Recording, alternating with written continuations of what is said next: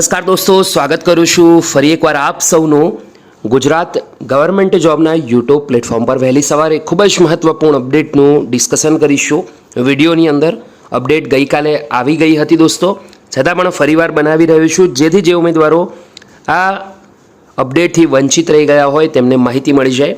Update ઓજસ પર આવી છે ફોરેસ્ટ ભરતીની તૈયારી કરતા ઉમેદવારો માટે. દોસ્તો શોર્ટમાં કહું તો કોલ લેટરવાળા સેક્શનમાં જશો તો તમને સેકન્ડરી એક્ઝામ કોલ લેટર સેક્શનની અંદર ફોરેસ્ટ ગાર્ડના કોલ લેટર જોવા મળશે.